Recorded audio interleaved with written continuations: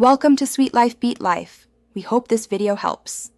In this video, I will show you how to replace Nissan Sentra windshield wipers. First, gather your new wiper blades and a soft towel. Park your vehicle on a level surface and turn off the ignition. Gently lift the wiper arm away from the windshield until it locks into the upright position. This simple preparation ensures a smooth and safe replacement process for both sides of your vehicle. Now, let's remove the old wiper blade. Look for a small tab or button where the blade connects to the arm. Press this tab firmly and slide the old blade down and off the wiper arm.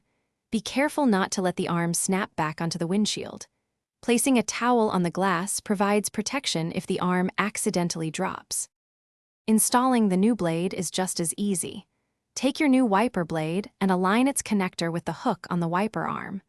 Slide the blade up the arm until you hear a click, indicating it's securely in place. Once both new blades are attached, gently lower each wiper arm back onto the windshield. Do this carefully to avoid any impact. Finally, perform a quick test.